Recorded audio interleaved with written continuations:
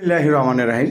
সবার আগে বাংলাদেশ খবর থেকে দর্শকদেরকে জানি সাদর সম্ভাষণ এবং স্বাগত। নতুন সরকারের কাছে বাংলাদেশের জনগণের, সাধারণ মানুষের ও জনগণের প্রত্যাশা নিয়ে আমি কথা বলছি ডক্টর মাহফুজুল ইসলাম সাহেবের সাথে। জনাব ইসলাম। আসসালামু আলাইকুম। আসলে নতুন সরকারকে আমরা সাধুবাদ জানাই। সেই দীর্ঘদিন গণতান্ত্রিক চর্চা ছিল না, জনগণের অধিকার ছিল না। এবার জনগণের অধিকার প্রয়োগের মাধ্যমে যে নতুন সরকারের জন্ম হয়েছে, এই জন্মের মাধ্যমে জনগণের মধ্যে অনেক প্রত্যাশা জন্ম হয়েছে। বিশেষ করে আমরা যদি এক কথা বলতে চাই, আগের যে ফ্যাসিবাদী সরকারের যে কর্মকাণ্ডে জনগণ অতিষ্ঠ হয়ে ফ্যাসিবাদী সরকারকে বিদায় করেছে একটা একটা বিপ্লবের মাধ্যমে। তো এই বর্তমান সরকারের কাছে জনগণের প্রত্যাশা হচ্ছে যে ফ্যাসিবাদী সরকারের যে সকল কার্যক্রম বিদ্যমান ছিল, বিশেষ করে গুম, খুন, লুটতরাজ, রাহাজানি এবং বাজারের দ্রব্যমূল্যের যে সিন্ডিকেশন, ব্যাংক লুটতরাজ, এই সকল বিষয়ে জনগণ অতিষ্ঠ হয়ে গেছে। গণজীবনে কিছু বলার কোনো স্বাধিকার ছিল না। যদি কেউ কিছু বলতে ইচ্ছা করে, সে গুমের শিকার হয়েছে। সুতরাং জনগণের প্রত্যাশা হচ্ছে এগুলির চর্চা থেকে এই সরকারকে অবশ্যই বিরত থাকতে হবে এবং এগুলোর সাথে যারা জড়িত ছিল তাদের দৃষ্টান্তমূলক শাস্তি দিতে হবে।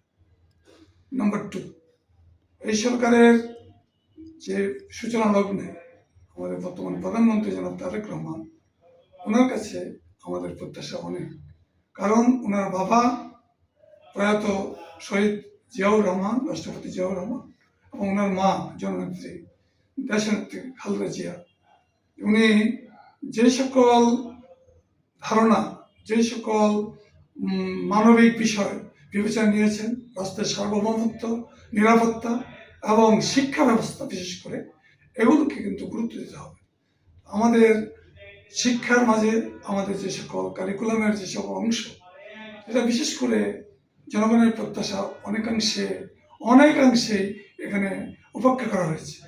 বিশেষ করে শিক্ষা ব্যবস্থায় আমাদের নৈতিক মূল্যবোধ, শিক্ষা ব্যবস্থায় দেশপ্রেম, শিক্ষা ব্যবস্থায় আমাদের যে স্বচ্ছতা, আমাদের কারিকুলামের যে যথাযথ কারিকুলামের প্রয়োগ এবং শিক্ষা ব্যবস্থাপনায় অনেক দুর্বলতা রয়ে গেছিল, এবং এগুলোকে উপেক্ষা করে এখন যেনতেনভাবে একটা শিক্ষা ব্যবস্থা কায়েম করা হয়েছে, যার ফলে আমাদের দেশের যোগ্য নাগরিক, দেশপ্রেমিক নাগরিক এবং আমাদের জনগণের প্রত্যাশিত শিক্ষা ব্যবস্থা প্রতিষ্ঠিত হয়।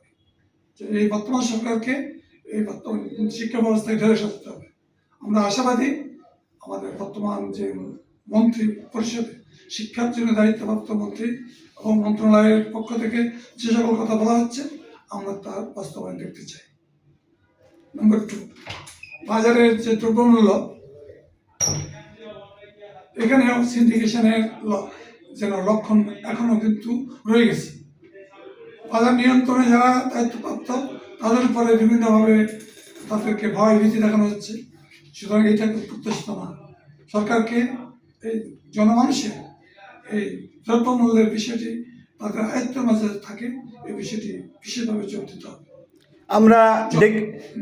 আমরা দেখেছি এই ঢাকা 12 আসন যেখানে কারণ বাজার, এখানে জামাতে ইসলাম, বাংলাদেশ জামাতে ইসলামের প্রার্থী জনাব সাইফুল ইসলাম মিলন সাহেব, উনি ভালো কাজ করতেছে যেন চাঁদাবাজিটা নিয়ন্ত্রণ থাকে, দ্রব্যমূল্যটা কন্ট্রোল করার জন্য উনি মনিটরিং সেল করছে, কাজও করতেছে। তো এটা আপনি কিভাবে দেখছেন? এটা অবশ্যই এটা ভালো উদ্যোগ, এটা পজিটিভ, এটা ইতিবাচক, এবং এই ধারা যেন অব্যাহত থাকে, এটা মাঝপথে যেন থেমে না যায়, কারণ অঙ্গুলি হারানো যেন এটা যেন বিলুপ্ত না হয়, এটা জনগণের প্রত্যাশা। এবং আমরা অনেক কিছু প্রত্যাশা করি, এটাও আমরা স্বীকার করি যে সূচনাতেই সকল প্রত্যাশা পূরণ সম্ভব না, কিন্তু পরিকল্পনায়, রাষ্ট্রীয় পরিকল্পনায় এগুলি যেন ম্লান না হয়, এগুলিকে প্রাধান্য দিতে হবে। আমি আশা করব এবং জনগণ অবশ্যই এই সরকারকে সমর্থন দিবে যদি জনগণের প্রত্যাশা মতো কাজ করে। আমাদের রাষ্ট্রের নিরাপত্তা নিয়ে, রাষ্ট্রের স্বার্থ নিয়ে ইতিপূর্বে অনেক চিনিমিনি করা হয়েছে, যেখানে রাষ্ট্রীয় স্বার্থ, সার্বভৌমত্ব এগুলো উপেক্ষিত হয়েছে। ইভেন কি আমাদের দেশপ্রেমিক সেনাবাহিনীকেও বিতর্কিত করা হয়েছে। এগুলো আমরা কখনো আশা করব না। সেনাবাহিনী এই জাতির গৌরব। সারা পৃথিবীতে এখানে আমাদের মিশনগুলোতে এটা নিজের যোগ্যতার পরিচয় দিয়েছে এবং দেশের সুনাম ওরা বয়ে আনছে, কিন্তু এদেরকে বিতর্কিত করা কোনোভাবেই প্রত্যাশিত না, প্রত্যাশিত। আমরা আশা করব বর্তমান সরকারের মাননীয় প্রধানমন্ত্রী তার রাষ্ট্রীয় পরিকল্পনা উনি বলেছেন আই হ্যাভ এ প্ল্যান, কিন্তু ওনার এই প্ল্যানটুকু কি উনি কিন্তু খরচ করবেন।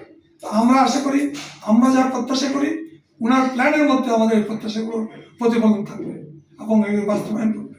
এবং যারা দলীয় পরিচয়ে, যারা রাজনীতির নামে যারা দুর্নীতিবাজি করে, যারা লুটতরাজ করে, যারা চাঁদাবাজি করে, তাদেরকে কোনো অবস্থাতেই ক্ষমা করা যায় না।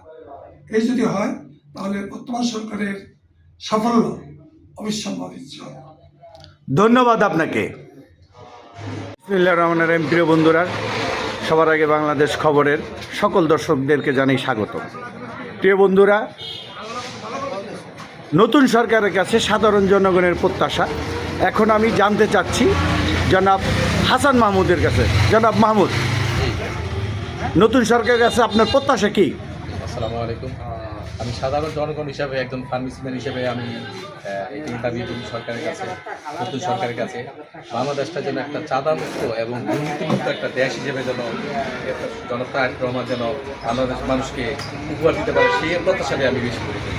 এবং আমি আশা করি যে উনি যেহেতু আগের মেন্টালিটি এখন নাই, আলহামদুলিল্লাহ এখন ওনার যেই কথা অনুযায়ী একটা আমরা যে আশ্বস্ত হইতেছি যে আলহামদুলিল্লাহ উনি চাঁদাবাজ এবং দুর্নীতির বিরুদ্ধে যেই একটা শক্ত ভূমিকা পালন করতেছে, আশা করি এরা আমাদের সাধারণ জনগণের জন্য এবং দেশের পরিচালনার জন্য সব বড় বড় ভূমিকা পালন করবে ইনশাআল্লাহ।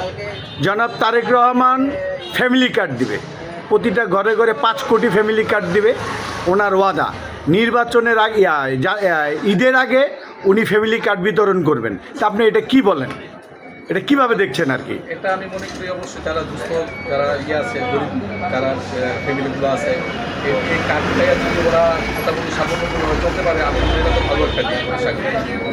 এটা অবশ্যই যারা, এবং এখানে যেন দুর্নীতি না হয়, যেখানে দলীয়করণ যেন না হয়, এটা অবশ্যই দলের প্রধানকে এটা খেয়াল রাখতে হবে। এখন যারা গরিব, যারা নিচু শ্রেণীর কর্মচারী আছে বা যারা ফ্যামিলি আছে, ওরাই যেন সুবিধাটা ভোগ করতে পারে, সেদিকে অবশ্যই খেয়াল রাখতে হবে ইনশাআল্লাহ। এই পবিত্র রমজানে আমরা দেখেছি 120 টাকা হালি লেবু, এটা আপনি কিভাবে দেখছেন? এটা অবশ্যই তো কাম্য না, কারণ এটা হয়তো যারা অবস্থা ভালো ওরা অবশ্য কিনতে পারতেছে, কিন্তু যারা লোকেরা এটা থেকে অবশ্যই ওদের জন্য একটা বাড়তি একটা চাপ হয়ে দাঁড়াইছে।